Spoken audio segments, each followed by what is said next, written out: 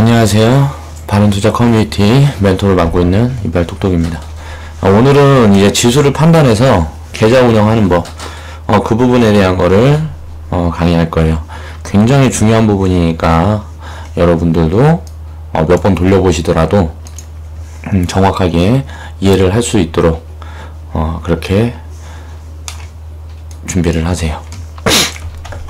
먼저 이제 알서포트 저희가 이제 매매하면서 제가 이제 리딩을 하면서 매도 시점을 잘못 잡아서 50% 수익이 가능한 구간에 15%만 먹고 나왔죠. 자, 이 부분에 이제 3분봉으로 정확하게 체크를 했었어야 되는데 그때 그냥 갑자기 팍 튀어버려갖고 그런 걸 체크를 못했어요. 그래서 여러분들한테 이제 스스로 이제 중급회원들이 되고 하면 포지션을 잡아가야 되는데, 급등주 같은 경우에는 어떻게 대응을 해야 되나.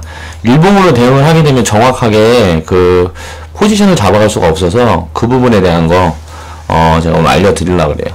제가 사실 이거를 얘기를 할까 말까 하고 고민을 많이 했어요. 왜냐면은 아까워서. 그런데 이제 우리 회원분들이니까 이런 부분들에 대해서 그래도 어느 정도 얘기를 해야 되겠다 해가지고 제가 포지션을 어떻게 잡고 어떻게 리딩을 드렸는지 말씀을 드리겠습니다.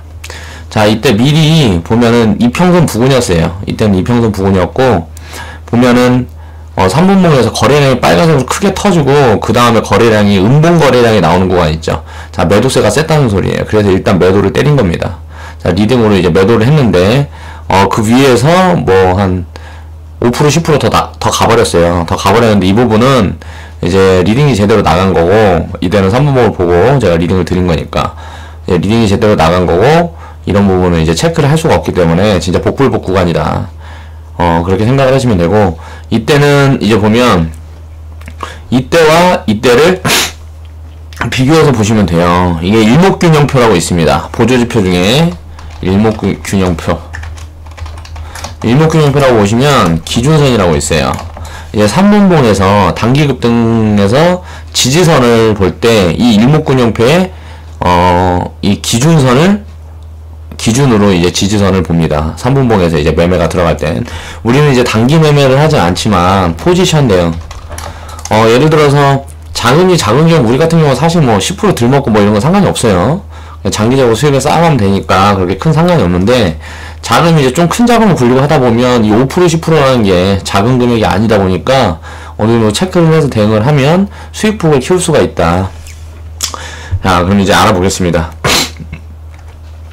이게 보시면 일목균형표에서요, 조건이 있어요. 일목균형표 기준선이 이렇게 회색으로 이렇게 표시가 되어 있습니다. 다른 선들은 사실 다 지워버려요. 제가 다른 선들은 기준선으로 잡질 않습니다. 대입을 하면서 분석을 많이 해봤는데 이 기준선, 이 부분에 대해서만 지지와 저항이 발생을 하더라. 그렇게 알고 계시면 되고, 이제 보시면 이게 상승을 하고 내려오는 쯤에 이게 여기에서 지지를 받고 올라갈 건지 내려갈 건지 이거를 판단하는데 이 일목균형표의 기준선을 보고 판단을 하는 거예요. 그리고 거래량도 함께 보죠. 여기 보시면 거래량이 이제 음봉 거래량이 이렇게 떠 있죠. 하나, 둘, 셋, 넷, 다섯, 8개 중에 음봉 거래량이 6개가 떠 있습니다. 그리고 이 앞에 보시면 음봉 거래량이 3개가 연속으로 나오면서 이 기준선을 이탈을 해버렸어요. 이때는 무조건 자르고 나와야 되는 겁니다. 이제 단기 포지션을 진입을 한다고 해도 이런 기준선은 무조건 자르고 나와야 되는데, 여기에서 보시면 우리가 매도 시점, 2차 매도 시점을 여기서 잡았어요. 이 종고점 부근에서 이제 잡았는데 이 구간에서 이제 더 갈 수 있었는데 좀 너무 빨리 잡았다. 그러니까 뇌동매매가 나갔어요. 제가 뇌동매매가 나갔다고 말씀을 드렸었죠. 그래가지고 우리가 수익을 15%밖에 못 챙겼는데, 상한가하고 오늘 시초가에 팔았으면 거의 한 50% 수익 구간이 나왔으니까 한 35%의 수익 구간을 놓친 결과, 물론 우리 회원분들 중에 이제 종가 대응만 하시는 분들은 이제 챙기시는 분들도 계세요. 근데 이제 장중에 리딩을 따라가셨던 분들이 이제 수익폭을 이 정도 좀 못 가져갔죠. 그러니까 그 부분에 대해서 이런 부분을 체크를 하는 방법을 여러분한테 가르쳐 드리는 거예요. 지금 보시면 이때 일목균형표에서 여기서 지지를 받고 있죠. 그러면서 양봉거래량이 이렇게 계속 나오고 있어요. 여기서는 음봉거래량이 나왔는데 여기서는 양봉거래량이 나오고 있다. 그럼 매수세가 강하다는 거예요. 그러니까 이렇게 거래량이 많은 시점에서 음봉 거래량이 나오는지 양봉 거래량이 나오는지 이 부분을 체크를 하고 일목균형표의 지지선을 이탈을 하지 않는다 그러면, 지지를 받고 상승을 한다 그러면 이탈을 하기 전까지는 보유를 하는 게 맞다. 그런데 이제 급등이 너무 세게 나와서 이제 좀 짜르르한 부분이고, 이 과거 차트를 보면은 위에서 찍어 누르는 경우가 하도 많아서 이게 어디서부터 상승을 시작할지 그 부분에 대한 판단이 사실 어려웠어요. 그래가지고 제가 매매 실수가 좀 나갔는데, 그런다고 뭐 매매 실수 나갔다 그래갖고 우리가 손실 보고 나온 건 아니에요. 아니죠. 우리 커뮤니티 회원분들이 아닌 분들은 오해를 하실지 모르겠는데, 저희 커뮤니티에서는 손실을 절대 보지 않습니다. 손절이 없어요. 근데 수익 구간은 이번에 이 매매를 하면서 알서포트에서 뭐 20%에서 26% 처음에 한번 챙기고 나오고, 그 다음날 바로 15%를 챙겼어요. 근데 이제 그 다음날 50%의 수익을 챙길 수 있었는데, 기회비용의 상실, 이 부분에 대해서 제가 말씀을 드리려고 말씀을 드리는 겁니다. 그러니까 이게 매수세가 강해서 이게 정고점 구간에 이제 들어왔을 때 이 운봉거래라는 보고 바로 매도 사인을 드린 거예요. 그래서 그 가격에서 이제 팔고 나왔는데, 보니까 이때 뉴스가 강했죠. 그러니까 바로 치고 올릴 수 있는 가능성이 충분히 있었는데, 일목균형표 이거 예를 들어 체크를 하고 이게 이탈 후에 매도를 했다 그래도 한 2% 3% 구간밖에 아니에요. 이게 이탈을 했다 그래도 2% 3% 구간밖에 아닌데, 그 2% 3% 구간 아끼려다 보니까 매도가 나갔는데, 이 부분이 이제 뇌동매매가 된 거죠. 그 2% 3% 구간을 포기를 하더라도 이제 지켜보고 매도를 하는 게 맞았습니다. 그리고 만약에 지켜봤다 그러면 상한가를 챙겼겠죠. 상한가에 그 다음날 이제 시초가 거의 한 10% 떠갖고 시작을 했으니까 그것까지 생겨서 한 50% 수익을 날 수 있는 구간을 15%로 자르고 나왔다. 우리가 매수 시점이 여기였으니까 종가에 또 샀으니까 이때 팔고 또 종가에 샀죠. 그러니까 거의 한 35% 수익을 이제 못 봐서 아쉬워서 제가 여러분한테 선물로 알려드리는 거예요. 자, 3분봉으로 포지션을 대응하는 방법입니다. 자, 급등주에만 해당합니다. 이제 급등주 같은 경우는 일봉으로 정확하게 이제 포지션을 잡아가기 힘들기 때문에 일목균형표 기준선과 거래량, 양봉 거래량, 음봉 거래량을 체크를 하면서 포지션을 잡아갈 수가 있다. 매도 포지션을 일목균형표 기준선, 그리고 매수 거래량, 매도 거래량을 파악해서 포지션을 잡을 수 있다. 자, 이제 매도 거래량, 매수 거래량 파악을 할 때는 중요한 게, 지지를 받는 구간에는 자, 전 고점, 3분봉에서도 전고점이 존재하죠. 이 전고점에서 내려온 구간에 거래량이 말라있는 시점에서 음봉 거래량이 나오는지 양봉 거래량이 나오는지를 체크를 해야 돼요. 보통 시간대로는 거의 12시나 이제 오후 2시 뭐 이때 시간대가 될 거예요. 1시나 제가 전에 영상에서 말씀드렸었죠. 주식시장 보통 움직이는 시간이 9시에서 10시 30분. 자, 그리고 1시에서 12시 30분에서 1시까지 이렇게 보통 강한 흐름을 나타내고, 나머지 6시간은 약한 흐름을 나타낸다. 그러니까 강한 시간, 이 3시간에 보통 보면 이런 포지션을 잡을 수 있는 그런 자리가 나오기 때문에 이런 자리를 체크를 하게 되면 수익폭을 더 키울 수가 있다. 이 부분에 대해서 제가 오늘은 말씀을 드리기로 했으니까 알려드리는 거고요. 오늘 이제 중요한 부분은 이제 지수를 좀 파악을 해야 돼요. 우리가 지금 수익을 지금 쌓고 있는데, 보면은 지금 코스피가 오늘 분석을 해보니까 단기 꼭지 구간에 와 있습니다. 보면은 바닥 구간이었던 이때가 트럼프 악재가 있을 때였어요. 자, 그리고 지금 코스피 같은 경우는 지금 단기 꼭지 구간에 와 있고요. 이제 하락이 어느 정도, 예를 들어서 60일 이평선 여기에서 이제 횡보를 하면서 수렴을 갖추는 시간이 가질 수도 있고요. 수렴의 기간. 자, 꼭지에서 보통 이제 바닥으로 돌릴 때 횡보를 하면서 돌리는 경우가 있어요. 횡보를 하면서 돌리는 경우에는 미리 주식 비중을 확 줄여버리면 손해가 크겠죠. 그렇기 때문에 항상 미리 대응을 하는 게 아니고, 장중에 무슨 상황이 발생했을 때 그걸 보고 우리는 대응을 합니다. 계좌 비중을 맞출 때는 그렇게 해서 맞춘다 라는 걸 아시면 되고, 이제 60일 이평선에서 이렇게 수령을 받으면서 시간을 보내고 이제 진짜 꼭지를 만들어낼 수도 있고, 이제 바닥 구간에 만들어낼 수도 있다. 그럼 이제 주식 비중을 우리는 이제 거래소 코스피 주식 비중 같은 경우는 한 70% 정도 대응을 해야 돼요. 지금 상황에서는. 그러다가 이제 꼭지가 만들어지면 이제 한 50%에서 40% 이렇게 현금 비중을 더 많이 만들고, 현금 비중을 이제 50%에서 40% 정도 이렇게 만들어가면서 운영을 해야 된다. 그래서 바닥에서 다시 잡을 수 있는 시점을 줘야 되니까, 포착을 해야 되니까. 아무래도 이제 내일 이슈가 있죠. 내일 이슈가 있는데 그 부분에서 보통 이제 보면 폭락 구간에서 보면 바닥 구간을 만들었을 때 트럼프 악재로 인해서 이렇게 하루 폭락 딱 한 날이 있었잖아요. 이때 매수세가 엄청나게 유입이 됐어요. 보이시죠 여기. 이게 반대의 모습으로 이게 만들어진다 그러면 이건 이제 그때 꼭지 구간이 될 수가 있고, 그때는 이제 급등이 나오기 때문에 미리 우리가 대응을 하게 되면 그 지수 급등에 따라서 이제 종목들이, 지수가 급등을 하게 되면 종목들은 더 많이 간다고 제가 얘기를 했었잖아요. 좋은 종목들만 우린 담아놨으니까. 그러면 그런 종목들이 이렇게 갖고 수익을 내는 구간에서 우리는 좀 챙겨갖고 나오겠죠. 자, 급등하는 구간하고 이제 좀 내려오게 되면 내려오는 기간에는 우리는 코스피에서는 이제 내수주 위주로 포트 구성을 할 거예요. 그 다음에 어느 정도 이제 내려오게 되면 이제 통신주나 이제 4차 산업 관련주, 철강주들을 이제 담아갈 거죠. 그리고 이 구간에서 만약에 단기적으로 이제 급등을 하게 되면 거기에서는 이제 현금 비중을 많이 만들어 갈 거예요. 수익폭이 쌓였으니까 현금 비중을 많이 만들어서 천천히 대응을 할 겁니다. 코스피 종목 같은 경우는 이렇게 대응을 할 거고, 바닥과 꼭지를 이제 대응을 할 때 보통 보면 바닥에선 성장주,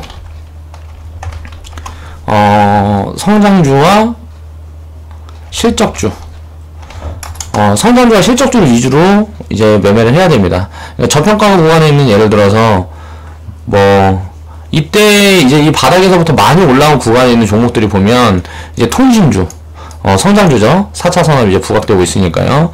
그렇게 통신주하고 이제 실적주라고 해가지고 철강, 건설, 이런 쪽의 섹터들이 많이 올라왔어요. 거의 100% 이상 구간씩 지금 다 올라와 있어요. 이때가 이제 11월 달부터 지금 4월 달까지 지금 한 5개월 동안 이렇게 상승을 해가지고 지수가 이제는 눌렸다 가든가 아니면 횡보를 해야 되는 구간이기 때문에 지금 커뮤니티가 2월 20일날 시작해서 2월달 구간이 지금 한 여기 보면, 마우스에서 보면 이쪽 구간일 거예요. 2월달이면 하나, 둘, 셋, 넷. 한 이 구간이겠네, 이 구간. 그러니까 상승을 하고 횡보를 하는 구간이었죠. 이 상승하는 구간에 우리 코스피 종목을 많이 갖고 있지 못해서, 이제 득을 많이 못 봤고요. 코스피 종목이 이 당시만 해도 허리 구간까지 올라와 있는 종목들이 굉장히 많아서 진입을 할 수가 없었어요. 그래서 우리는 코스닥 종목들을 채웠고, 그렇게 해서 이때는 좀 소외를 받는 듯 했지만, 이렇게 지수가 횡보를 할 때 우리는 코스닥 종목들이 급등을 하면서 수익을 많이 쌓아갔죠. 지수를 아예 무시를 하고 갈 수는 없습니다. 주식 투자를 하면서 지수라는 건 말 그대로 주식들이 평균이다, 낸 값을 뜻한다. 주식을 전부 모아놓고 이제 평균한 값을 뜻하는 거예요. 그러면 이게 꼭질 때는 어떻게 될까요? 그동안 가장 많이 올라왔던 종목들보다 차익 실현을 쫙 해놔야 됩니다. 왜냐면 상승폭이 컸던 종목들이 폭락을 합니다. 상승폭이 컸던 종목 위주로 폭락을 한다. 그리고 바닥에 있는 종목들은 횡보하거나 살짝 하락을 준다. 여기서 살짝이라는 건 마이너스 한 10% 구간대 말하는 거예요. 이 정도 이렇게 살짝 하락을 주고, 이제 단기 고점에 있을 때는 코스피 종목 같은 경우도 보면 크게는 마이너스 20%에서 40%까지 하락을 해요.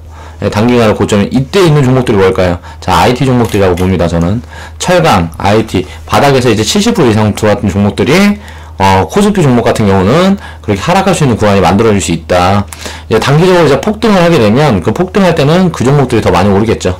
그러면서 이제 꼭지를 형성하는 거예요. 이제 개미들이 달라들 때 그때쯤 되면 이제 지수가 눌리는 흐름이 나올 거라고 예측을 하고 있고요.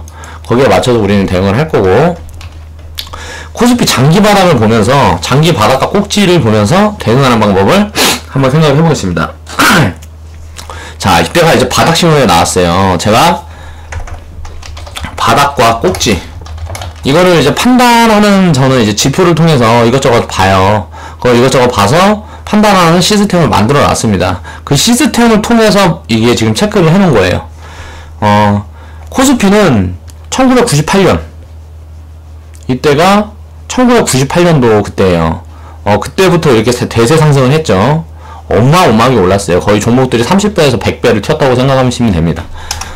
종목들이 30배에서 100배 성장.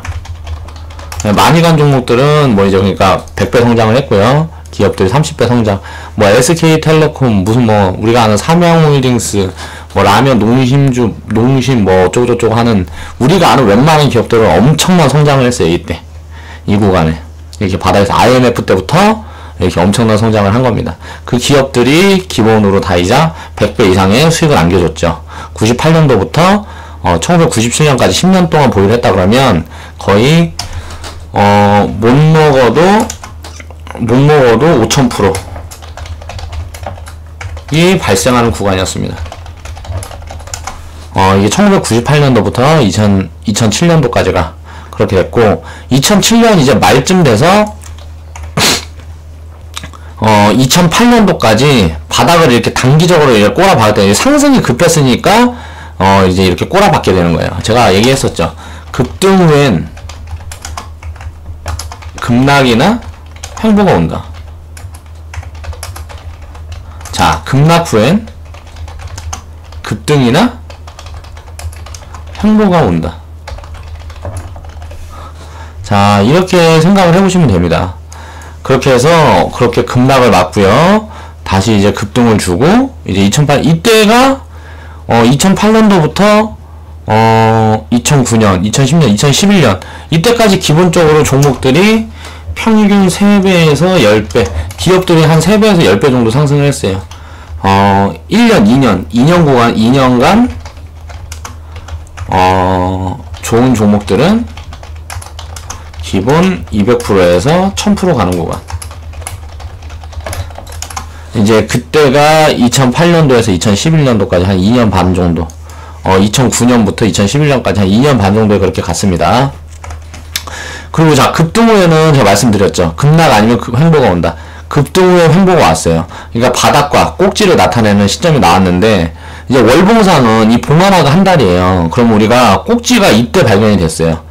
꼭지가 이때 발견이 됐다고 해도 매매를 멈출 수가 없어요. 이때 매매 멈춘 사람은 이 마지막 상승을 다 받아내지 못했어요. 그럼 투자하기 우리가 가장 좋은 시점은 바닥 시점이겠죠. 근데 바닥이 아니라고 투자를 하지 말아야 될까? 또 그것도 아니라는 거예요. 왜냐면은 바닥에서 어느 구간에 얼마큼의 시간을 보낼지, 꼭지 구간에서 얼마큼의 시간을 보낼지, 횡보를 하면서 시간을 보낼지, 상승을 하면서 시간을 보낼지, 이런 부분이 체크가 불가능하다는 거다. 그러면 그때그때 장 상황에 따라서 대응을 하는 게 최선이다. 투자는 지속하고 장 상황에 따라서 자, 계좌 대응을 하면 지속적으로 하락장에는 많이 주식 비중이 많아지고, 상승장에는 주식 비중이 작아진다. 그럼 결국은 하락장에는 많이 사요. 비중을 나누어서 매매를 하니까, 매수를 하니까. 그리고 상승장에는 많이 팔겠죠. 이렇게 이게 반복적으로 되려고 그러면 종목수도 많아야 되고요. 자금력도 어느 정도 돼야 되겠죠. 그렇지가 않을 때는 이제 대응을 조금씩 빨리빨리 해나가면 됩니다. 그런 부분에 대한 대비가 돼 있으니까 여러분들은 이제 폭락에 대한 너무 두려운 시선을 가지고 있을 필요가 없다. 그런 말씀을 드리고요. 자, 그렇게 해서 이제 꼭지가 또 나왔어요. 꼭지 신호에 나왔는데 많이 빠지질 않았어요. 한 4달, 5달. 그리고 나서 바로 회복을 해서 이제 횡보를 하면서 이 횡보하는 구간에 또 1000배, 10배 성장하는 기업들이 많이 나왔죠. 이 횡보하는 기간에도 이렇게 10배 이상씩 성장하는 기업들이 많이 나왔습니다. 그리고 이제 뭐 재무 상태가 안 좋다거나 좀 회사 상황이 어려운 회사들은 이제 상패도 많이 했고요. 이렇게 폭락 나오는 구간에는 당연히 그렇겠죠. 망하는 회사가 겁나 많아요. 폭락을 하는 그 구간에는 망하는 회사가, 망해서 나가 떨어지는 회사가 엄청 많다. 그러니까 우리는 그렇게 생각을 해야 되고, 이제 지금 코스피 같은 경우 보면은 월봉에서 이제 장기적인 추세에서 보면 꼭지 구간대가 나오고요. 횡보만 이렇게 하고 지금 바닥 구간이 나오질 않았어요. 바닥 구간이 2008년도 이 이후에 바닥 구간이 한 번도 잡힌 적이 없습니다. 그리고 이렇게 횡보를 하면서 이게 만약 돌파를 하게 되면서 지금 꼭지 구간, 지금 구간에 나와 있는 게 아니기 때문에 횡보를 하면서 수렴하고 꼭지가 나고 횡보를 하면서 수렴했죠. 그러다 지금 상승을 주고 있는데, 만약에 2230포인트, 2230포인트, 여기를 넘어가게 돼버리면 3000에서 4000, 5000 구간에 꼭지를 형성할지 모른다. 아니면 당장 다음 주에 꼭지를 형성할지도 몰라요. 그러니까 그런 부분은 이제 그런 상황이 왔을 때 대처를 해야 되기 때문에 미리 겁먹고 투자를 안 하게 되면, 자, 상승을 지속하고 있을 때 우리가 챙겨갈 수 있는 무언가 기회비용을 날리는 거잖아요. 그래서 미리 이게 꼭지 구간이 왔다고 미리 피해 있고 바닥 구간이 왔다고 무조건 몰빵해서 진입하고 이렇게 매매를 해서는 안 된다. 그런 걸 말씀을 드리는 거고, 이렇게 꼭지 구간이 근처에 이제 근접해 있는 구간에는, 왜냐면은 월봉상에서도 완전 바닥 구간이 아니고요. 일봉상에서 보면 지금 꼭지 구간에 도달해져 있어요. 그럼 어떻게 해야 될까요? 우리는 대응을 하면서. 간단하죠. 수익 실현해서 현금 보유하면 되죠. 자, 이때 손실 중이다. 들고 버티겠죠. 그러다가 이제 폭락이 오면 마이너스 30%던 계좌가 이제 마이너스 60%, 70% 됩니다. 회복이 불가능해요. 이런 사람들이 주식시장에서 다 떠나면, 이제 그다음부터는 또 다시 대세 상승장이 온다. 항상 이렇게 개미털기를 해요. 종목에서도 하고, 지수로도 하고요. 전체 시장이 죽어버리면 거의 올라가는 종목들이 그렇게 많이 안 나옵니다. 오늘 같은 경우도 장이 조금 안 좋으니까 우리 보유 종목들이 처음에 좀 하락을 많이 했었죠. 그러다가 후반에 이제 코스닥이 매수세가 유입이 되면서 좀 돌리게 되니까 그 하락폭을 다 메우고 장이 끝났어요. 그러니까 아예 연동되지 않게 움직일 수는 없다. 지수와 연동이 되는데 그 부분에서 이제 하락폭과 상승폭 이 부분을 관리할 수 있는 그런 시스템을 갖추고 있어야 매매를 안전하게 할 수 있다. 그 부분에 대한 걸 말씀을 드리는 거고요. 자, 코스닥 같은 경우 볼게요. 코스닥 같은 경우는 일봉상 보면요, 이때가 이제 그 트럼프 악재 때입니다. 이때가 트럼프 악재 때인데, 트럼프 악재 때에서 반등을 세게 했어요. 예를 들어서 코스피 같은 경우는 보면 코스피 트럼프 악재에서 올라가서 뭐라 그래야 되지? 여기서 이제 내려오지 않고 그냥 바로 쭉 가버렸죠. 근데 코스닥 같은 경우는 이제 살짝 오르는 척 하다가 이만큼 다시 빼버렸어요. 그리고 그 자리를 다시 확인을 하고 급등을 줘버렸죠. 이 구간에 굉장히 수익이 많이 났어야 돼요. 정상적으로. 그렇게 하면서 이제 꼭지를 만들어 가고, 꼭지 시그널이 나오니까 다시 내려오고, 바닥을 만들고, 이제 횡보를 했어요. 바닥을 오면 어떻게 된다 그랬어요? 급등 아니면 횡보가 온다. 자, 이때는 보면 바닥을 만들고, 급등을 했다가, 다시 바닥을 또 만들었습니다. 그리고 나서 또 급등을 했죠. 그리고 바닥을 만들었는데, 바닥을 만들고, 급등이 나오지 않고, 횡보를 하고, 지금 상승을 하면서, 단기 꼭지 구간에 지금 진입했습니다. 코스닥도. 여기에서, 횡보를 하면서 다지고 갈지, 주가를 밀어 빼면서 내려갔다 갈지는 아무도 모릅니다. 그런데 지금 상황으로 봤을 때는 횡보를 하고 이 전 꼭지 지점을 돌파하는 그림을 그려낼 확률이 높아요. 이 전 꼭지 지점을 돌파를 하면 우리가 차트 분석을 다 배웠잖아요. 캔들 저항, 그리고 이평 저항. 그러면 이평선 저항이 다 끝났어요.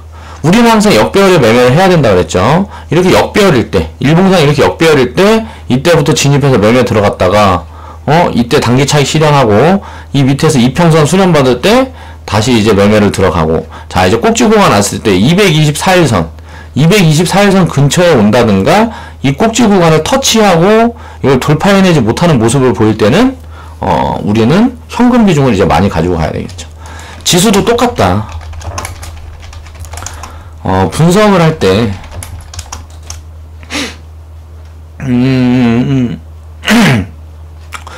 지수도 똑같이 이제 우리가 분석을 할 때는, 뭐라 그래야 되지? 저항 구간 체크하면서 계좌 비중을 맞춰가야 한다. 이 부분에 생각을 하면서 저도 그러니까 전체적인 그림을 보면서 그냥 종목만 담고 종목만 팔고 하는 게 아닙니다. 우리 커뮤니티가 이런 걸 다 체크를 하면서 하고 있기 때문에 그렇게 크게 걱정을 하지 않아도 된다. 자, 이제 코스닥은요, 제가 생각했을 때 코스피랑은 달라요. 코스피는 전고점을 돌파해서 상승을 한다 그래도 어느 정도 상승을 한다고 횡보기간을 굉장히 길게 가지거나 아니면 눌렀다 흔들면서 횡보기간을 만들 확률이 굉장히 높습니다. 급등을 크게 할 확률이 별로 없다고 생각해요. 코스닥 같은 경우는 보세요. 자, 3000포인트에서 이렇게 급락을 해서요, 바닥을 20년을 기었습니다. 20년을 이렇게 바닥을 기었어요. 코스닥 같은 경우는. 그게 왜 그럴까요? 자, 우리나라는 대기업만 성장해서 그래요. 소기업, 중소기업들, 쉽게 말하면 중소기업들. 중소기업들은 하청업체예요, 전부. 대기업들 밥 벌어 먹여주는데, 자, 일주하고 있는 게 중소기업들이기 때문에, 이런 제조업 기반일 때 중소기업들이 성장을 못하는 거예요. 왜? 제조업 기반이니까. 규모의 경제라는 말이 있습니다. 규모의 경제. 규모를 가진 사람들만, 성장을 하는 거예요. 그러니까 기업도 마찬가지였어요. 그러니까, 코스피 월봉을 보게 되면 이렇게 큰 기업들은 이렇게 성장을 하고요. 코스닥 이제 작은 회사들은 성장을 하지 못했어요. 그런데 지금 바닥을 다지면서 모멘텀을 발생하고, 자, 이 바닥 구간에서 처음에 이제 꼭지가 나온 구간은 모멘텀이 약했어요. 모멘텀이 없었어. 그러니까 무너지는 거예요. 이때가 2008년입니다. 이때가 1998년이고 이때가 2008년. 이렇게 장기적으로 월봉상에서 바닥에 나왔을 때는 항상 보면 큰 악재 당합니다. 그러니까 우리는 이 큰 악재를 준비를 하면서 수익을 쌓아가면 됩니다. 그리고 지금 보면 이때 급등은 이야기가 다르다. 이때 꼭지 부분과 이때 꼭지는 이야기가 다르다. 보세요. 이때 꼭지에는 급락이 나왔습니다. 근데 지금은 꼭지가 나오고 횡보를 하면서 견디고 있죠. 여기에서 급락이 나올 확률보다 위로 갈 확률이 많아요. 코스피 같은 경우는 이 꼭지 구간에, 이 횡보 구간에 거의 이 위에서만 있었어요. 2008년도부터 거의 이 위에서만 있었는데, 코스닥 같은 경우는 바닥에서 꼭지를 만들어갔다. 이 바닥에서 꼭지를 만들어갔다는 소리는 뭐냐면 상승을 하게 되면 굉장히 크게 간다는 거죠. 앞으로는 소기업이 아니다. 스타트업. 그러니까 블루오션 사업을 하는 거예요. 소기업들이 많다. 스타트업들이 많다. 코스닥에 편입되어 있다. 과거에는 전부 코스닥에 레드오션 사업밖에 없었어요. 경쟁력이 뒤처지는 소기업. 소기업과 스타트업은 다릅니다. 소기업은 우리가 쉽게 얘기하면 밖에서 보면 우리 뷔페집 있잖아요. 뷔페집은 언제 가도 사람이 많죠. 자, 메이커, 맥도날드 이런 데 가면 언제는 사람이 많고 언제든 돈을 벌어요. 자, 그런데 이제 보면 일반 햄버거집이라든가 치킨집은 어때요? KFC에서는 치킨 잘 팔립니다. 근데 일반 치킨집들은 다 망하죠. 왜? 공급이 포화되어 있으니까. 이런 소기업들만 코스닥에 전부 있었어요. 그렇기 때문에 코스닥이 성장을 못한 거예요. 이렇게 바닥을 20년 동안 긴 겁니다. 그런데 지금 모멘텀이 달라졌어요. 달라졌다. 뭐가 달라졌다? 4차 산업. 자, 4차 산업에서 어떤 기업이 혁신을 이뤄서 성장을 하고 치고 나갈지 몰라요. 삼성전자, 뭐 이런 공룡들이 이제 어떤 부분에서 나올지 모른다는 거예요. 그런 성장 가능성이 우수한 기업들이 많이 있다는 거죠, 지금은. 자, 바이오, 헬스케어, 또 4차 산업, 또 뭐 뭐 아무튼 통신 관련, 뭐 그렇죠. 홍채 인식, 뭐 이런 자기 기술력이 있는 스타트업들이 굉장히 많이 있다는 거예요. 포진되어 있다는 거죠. 그렇기 때문에 무언가 개발을 해서 크게 성장할 수 있는 기업들이 많기 때문에, 자, 코스닥에 있는 기업이 크게 성장을 하면 어떻게 되겠어요? 셀트리온을 보세요. 카카오. 자, 코스닥에 있는 대표 종목들이죠. 이런 종목들이 크게 성장을 한다면 어떻게 될까요? 지수가 이제 끌어올려진다. 자, 지수가 지금 600포인트, 700포인트에 있는데 지금 코스닥은 바닥 구간에 근접해 있습니다. 코스피는 월봉상 보면 장기적으로 보면 고점 구간에 근접해 있어요. 고점에서 아직은 횡보를 한참 더 하든가 아니면 내려왔다가 바닥을 찍고 올라갈 그림을 그릴 확률이 높고요. 코스닥 같은 경우는요, 살짝만 눌리면 더 이상 눌릴 데가 없어요. 이 2008년도 1998년도 이때 나왔던 바닥 시그널이 지금 잡히게 됩니다. 코스닥은. 그러면 우리는 작은 기업, 작은 스타트업, 기술력이 우수한 이런 종목을 두루두루 담아서 우리는 포트 운영을 해야 된다는 거죠. 단기적으로 일봉상 보면은 고점, 지금 고점에 와 있지만 장기적으로 보면은 거의 저점 구간에 있다는 거예요. 코스닥 같은 경우는. 그러면 우리나라는 산업이 이 과거 데이터로 봤을 때 이런 부분을 유추해 볼 수 있다 그러면 우리나라 산업이 어떻게 반응할 것인가? 자, 대기업들이 무너질 것이다. 무너질 것이다. 지금 흐름이 보이고 있어요. 대우조선해양, 현대중공. 자, 조선주들이 싸그리 망하고 있죠. 저는 이 다음이 이제 건설주라고 봅니다. 건설회사들. 조선회사가 망한 이유를 딱 살펴보면 왜 망했을까요? 조선회사들이. 경쟁이 안 돼서 그래요. 이제 더 이상. 중국이나 이런데 중국이 기술력을 굉장히 많이 따라왔고 그 부분에 대한 수주가 전부 중국으로 넘어가고 있어요. 그러니까 제조업은 중국을 이겨낼 수가 없다. 건설회사 마찬가지죠. 인건비를 감당해낼 수가 없습니다. 대형 건설회사들이 다른 나라에서 사업을 하고 그 싼 인건비로 사업을 하는 부분은 조금 좋게 보일 수도 있어요. 근데 국내에 있는 건설회사들은 답이 없다. 건설회사 같은 경우는 이제 해외 수주로, 이제 대형 회사 같은 경우는 이제 해외 수주를 먹고 살죠. 이 부분은 이제 좀 판단을 해봐서 이제 부채 비율만 좀 줄고 한다면 회사가 튼튼해진다면 투자해볼만 해요. 왜? 해외 수주를 받아서 운영을 하니까. 지금 무슨 인도, 이란, 인도. 지금 인도에 대규모로 무슨 건설회사들이 많이 진입을 했고 동남아에 많이 진입을 했어요. 자, 동남아가 끝나면 어디 가요? 아프리카가 남았잖아요. 그러면 우리 생애는 끝나진 않을 거예요, 건설은. 근데 이제 국내 건설이 문제죠.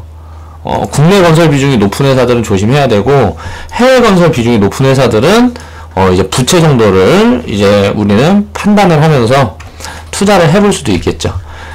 그러니까 이제 제조업이 몰락하고 스타트업이 살아남고 4차 산업이 성장을 해요. 그러면 이 대기업들 중에 이렇게 변모하는 회사들은 살아남을 거고요. 그렇지 못하는 회사들은 이제 무너지기 시작할 거라는 거죠. 그래서 그게 코스피의 압력으로 올 것이다. 그런 대기업들이 무너지게 되면 시가총액이 큰 회사들이니까요. 대기업들이. 현대기아차도 지금 문제예요. 기술력이 너무 떨어진다. 과거에 제가 11월 때 이때 트럼프 학제 때 추천하고 했던 이유는 단기적으로 그렇게 문제가 있을 게 아니기 때문에 다 회복한다 그래서 이제 투자를 했던 거고 당연히 다 회복을 했죠. 그런데 지금은 이제 그때는 6개월, 7개월이 지나 있고 앞으로 1년, 2년이 더 지나면 이제 상황이 달라져요. 이 기술력에 대한 부분을 이제 메우지 못한다 그러면 전기차 시대, 인공지능 시대, 여기에서 이제 따라갈 수가 없습니다. 이번에 현대중공업도 이제 분할하면서 자, 지주사를 무슨 로봇, 현대산업 로봇인가 뭔가 그 이름으로 좀 바꾼다 그러죠. 그게 지주사가 된다 그래요. 왜? 여기에 성장성을 가장 크게 보는 거예요. 여기에 몰빵 때리는 거예요. 현대차보다 이 로봇 회사가 더 커질 거예요. 그러니까 이제 이런 부분을 우리는 이 차트로 판단을 해볼 수가 있고, 꼭지와 바닥 구간을 체크가 된다 그래도 매매를 멈출 수는 없다. 바닥 구간을 올 때까지 기다리면, 자 보세요. 이때 꼭지 시그널이 딱 나타난 게 2006년이었어요. 2006년에 시작을 했는데 이 2006년의 꼭지가 허리 구간보다 조금 높은 구간이었어요. 여기에서 매매를 멈추면 안 되잖아요. 꼭지까지 매매를 하고 있어야죠. 그럼 여기서는 이제 또 발견을 할 수가 있냐? 아니죠. 발견을 못 합니다. 근데 이미 이 구간에 2년 동안 수익이 못해도 더블 이상은 나 있을 거다. 계좌가. 그러면 우리는 시스템을 만들어 놓고 있죠. 그 부분에 대응할 수 있는 방법에 그 시스템을 만들어 놓고 있습니다. 그럼 이런 폭락장은 충분히 견디면서 우리는 이렇게 부자가 될 수 있는 그 기회를 만들어진다. 1년, 2년, 3년, 4년, 5년, 6년. 자, 5년. 5년만 버티면 폭락과 상승을 다 경험을 할 수가 있어요. 그러니까 이런 부분에서 매매를 중간에 쉰다 그러면 진입을 할 수가 없어요. 이때 쉬어서 3년 쉬어갖고 이 바닥에 진입을 한다?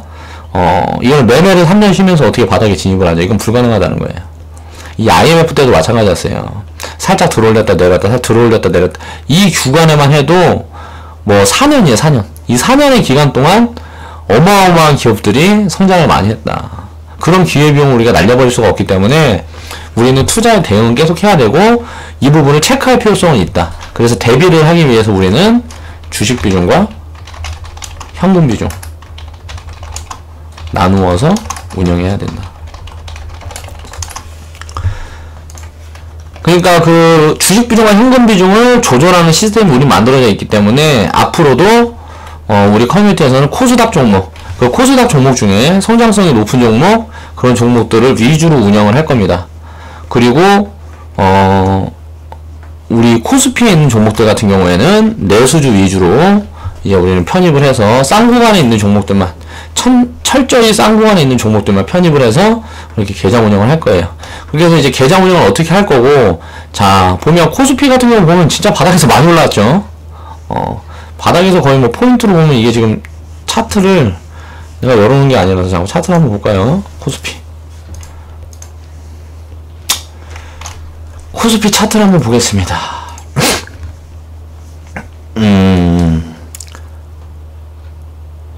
코스피 차트를 한번 보면 지금 거의 뭐 일본이니까 코스피 차트를 보면 좀 땡겨서 보면 아이고 왜 이래 뭐야 이거.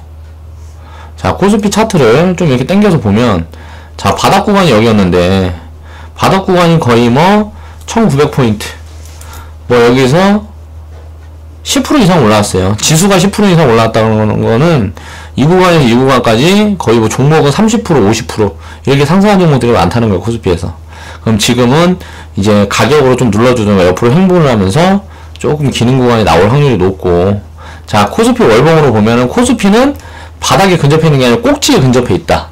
여기에서 정고점을 돌파를 해서 상승을 하더라도 이제 꼭지를 만들어 갈 거고, 그 꼭지가 지속적으로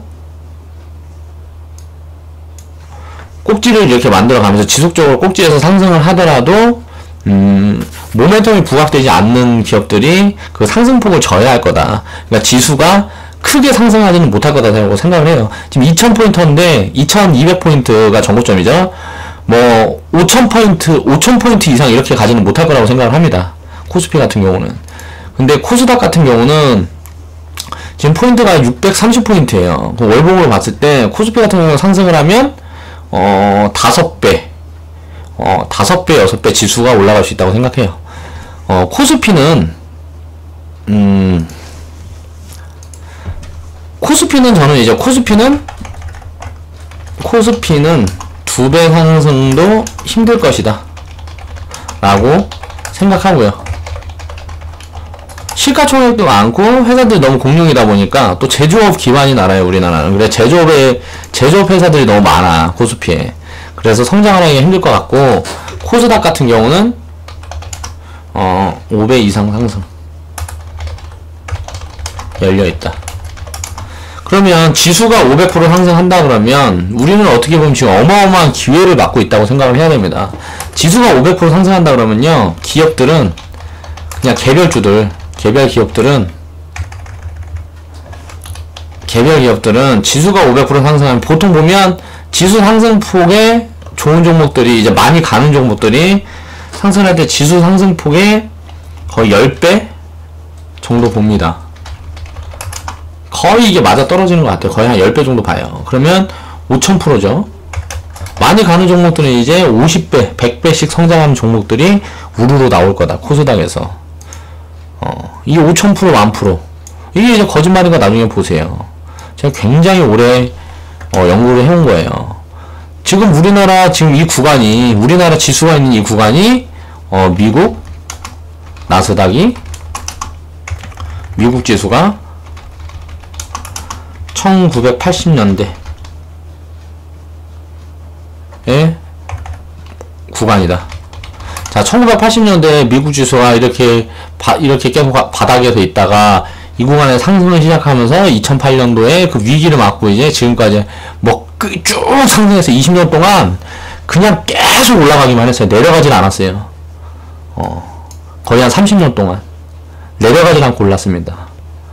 미국 지수가. 지금 우리나라 위치가 그 구간이에요. 거기에 4차 산업이라는 모멘텀을 4차 산업이라는 모멘텀을 부착했죠. 자, 생각을 해보세요, 여러분들이. 과거에 우리 3차 산업 때 뭐 건설, 호황, 그렇게 해서 우리나라가 어마어마하게 성장을 했잖아요. 이 4차 산업은 그때 성장은 비교도 할 수 없다고 생각을 합니다, 저는. 그러니까 지금 주식 투자를 하고 있는 여러분들은 어마어마한 행운을 가지고 있는 사람들이에요. 그렇기 때문에 우리는 앞으로 지금 우리 커뮤니티에 있는 사람들이 자금이 지금 작으신 분들도 꾸준히 운영을 하면서 저축을 하고 하면 다 부자가 될 수 있다. 제가 처음 이제 유튜브를 시작할 때 노가다 다니고 뭐하고 하면서 제가 데이터로 보여주겠다. 그래서 지금 한 6개월이 지났어요. 뭐 5개월, 6개월 지나고 이제 노가다 간두고 커뮤니티 사업을 시작했죠. 그렇게 해서 성과를 만들어 가고 있고, 데이터를 만들어 가고 있고요. 우리 커뮤니티 회원분들은 단 한 명도 손실 주는 회원이 없습니다. 우리 커뮤니티 운영 그대로 해갖고 손실 주는 회원이 단 한 명도 없어요. 왜? 리딩에 따른 손실도 없어요. 리딩 못 따라왔다고 손실 보는 회원도 없습니다. 왜? 손절없는 매매를 하니까. 우리는 손절없는 매매를 해요. 우리나라에서 이 손절없이 리딩을 하고 매매를 하는 전문가는 저밖에 없다고 자신합니다. 모르겠어. 누군가 있을지 모르겠는데, 또 장기 투자하는 전문가가 있으면 있을지도 모르겠는데, 아무튼간 그런 거를 제가 하나씩 증명해드리고 있잖아요. 우리나라가 그렇게 진짜 크게 성장을 할 거예요. 이거는 우리나라만이 아니고 전 세계가 성장할 거다. 4차 산업이, 이게 객관적으로 봤을 때 진짜 어마어마한 시장입니다. 이게 어마어마한 시장이라도 또 더 두려운 거예요. 왜냐면 빈부격차의 가속화. 이번에 뭐 뉴스를 보니까 일자리를 25만 개를 없앤대요. 없앤다. 이게 25만 명의 일자리를 뺏는다는 소리 아니고 25만 개의 일자리를 없앤다는 소리예요. 그리고 15만 개의 일자리를 만든대요. 그러면 10만 개의 일자리는 어떻게 하느냐. 이 15만 개 일자리 만드는 것 중에서 이 일자리에 이 인원을 수용을 하려고 하면 우리나라가 굉장히 다른 나라들보다 더 성장을 해야 되겠죠. 여기에 따라오지 못하고 여기에 유입되지 못하는 사람들은요, 다 이제 찢어지게 가난하게 될 거예요. 이제는 어디 나가서 그냥 뭐 노가다 한다고 지금 뭐 돈 20만원씩 주죠. 기술자들 20만 30만원씩 준단 말이에요.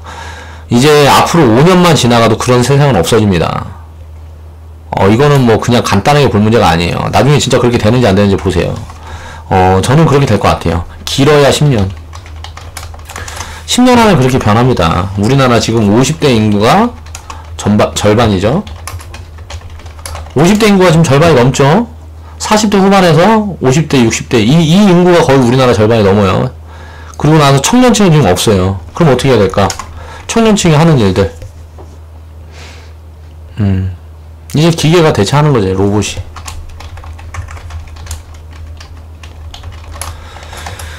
그렇기 때문에 우리는 이제 투자, 경쟁식에 대한 부분을 정확히 인식을 하고 있어야 되고요. 자, 제가 말씀드린 것처럼 고점이면 단기적으로 눌릴 수가 있어요. 제가 말하는 단기적인 관점은 일봉에서의 관점을 한번 볼까요? 다시 한번 살펴볼게요. 돌아가서 보면 1번 단기 구간에서 이제 꼭지 구간까지 오는데 지금 4개월 걸렸어요. 한 3, 4개월 정도는 하락 시점으로 돌아설 수가 있다. 지수가. 코스피 같은 경우는. 코스닥 같은 경우는 그게 더 빠를 거라고 생각합니다. 왜냐면은 이제 단기와 꼭지를 만드는데 3개월이 걸렸는데 코스닥은 반복을 했죠. 왜? 코스닥은 종목들이 등락폭이 커서 그래요. 그러면은 우리는 코스닥에서 하락을 견딜 때는 2개월만 견디면 된다. 보면 자 1개월 자 상승하락 이거는 2개월도 아니에요. 거의 2주 만에 상승했다 하락했죠. 그리고 나서 자 1개월 반 만에 상승하고 2개월 하락하고 또 바닥을 찍고 1개월 상승하고 2개월 하락하고 이런 식으로 코스닥은 등락폭이 크기 때문에 하락도 빨리 상승도 빨리 한다.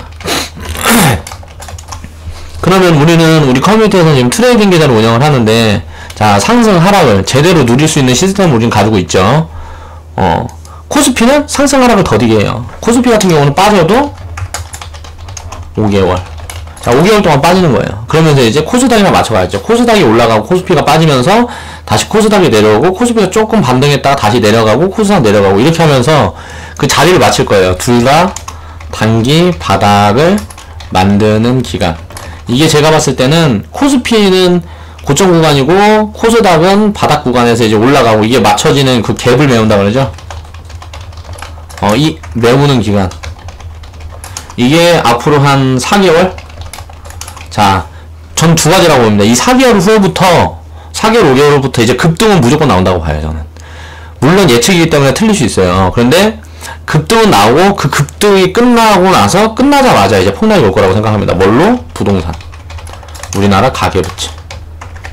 이런 부분이 이제 터질 거라고 생각을 해요.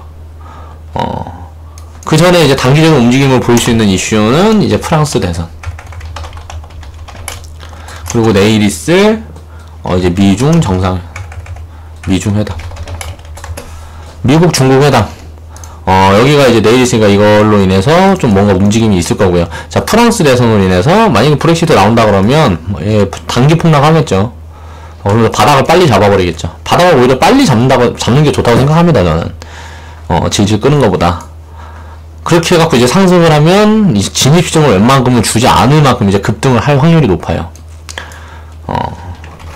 그러니까 우리나라 코스피가, 코스피보다 이제 코스닥이 어마어마한 성장을 할 것이다. 우리나라 스타트업들이 이제 부각을 받으면서 나라에서 지원도 많이 해주고요. 이 스타트업들이 굉장히 성장을 빨리빨리 해갈 거예요.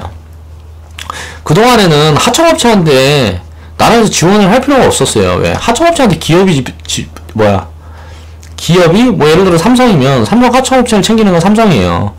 그리고 나라에서 받아 쓰는 건 삼성이죠. 삼성 하청업체가 나라에서 돈을 받아다 못 쓴다고. 근데 스타트업은 달라요. 이건 이제 기술 가지고 하는 거예요. 규모의 경제가 의미가 없어요. 의미가 없다. 창의력, 아이디어. 이게 끝이에요. 이걸 가지고 무슨 획기적인 시스템을 만들면, 그걸로 그냥 그 회사는 그냥 성장을 하는 거예요. 자, 그런 회사가 어디가 있었어요? 애플, 페이스북, 구글. 자, 우리나라는 어디가 있어요? 자, 네이버, 카카오. 자, 네이버, 카카오가 구글을 베꼈죠? 삼성이 애플을 베꼈어요. 우리나라는 벤치메이킹에 굉장히 특화된 나라예요. 자, 보면, 삼성이 애플을 베꼈죠? 베꼈다. 자, 그리고 이제 삼성이 어딜 베끼려고 준비하고 있어요? 테슬라를 베끼려고 준비 중이다. 하만 인수. 전장기업을 인수했잖아요. 이제 테슬라, 그래갖고 부품 먼저 만들고, 자, 소비자를 내가 먼저 만들려고, 이거를 이제 세계 최대로 이제 확대를 해서, 이 부품 공급을 하면서, 완성차 시장까지 먹어버리는 거죠, 이제. 무슨 말도 안 되는 소리냐. 삼성이 아이폰 100개 하고 갤럭시 만들어서 어떻게 됐어요? 애플이랑 양분하고 있잖아요. 삼성이 이제 자동차 그쪽에도 이렇게 준비를 많이 해서 테슬라랑 양분할 거란 말이에요. 전기차 시장도. 그래서 저는 현대, 기아차. 자, 만년 2등인 LG전자와 동급으로 본다. 변화가 없어요. 현대, 기아차, LG전자. 자, 저는 변화가 없다고 생각합니다. 이 회사들은 이미 인식 자체가 너무 과거 그 자리에 머물러 있어요. 창의력이 없어. 노조 같은 부분도 저는 되게 문제라고 봅니다. 현대, 기아차 노조 때문에 저는 사실 투자하고 싶지가 않아요. 주인의식이 없어요. 그 노조라는 사람들이. 그리고 우리는 이제 딱 보면 이제 구글. 자, 구글을 따라가는 데가 어디예요? 우리가 벤치마킹 하고 있는 데가 네이버. 카카오. 자, 카카오 TV 시작했죠? 네이버도 뭐 라인 뭐 이거 하면서 카카오 따라하고 또 뭐 해서 네이버 무슨 뭐 해갖고 구글은 유튜브라고 해서 개인들이 다 지금 여러분들이 보고 있는 이 유튜브를 만들어서 유튜브를 인수해서 개인들이 다 이렇게 활동을 할 수 있는 이런 미디어 뭐라고 해야 돼?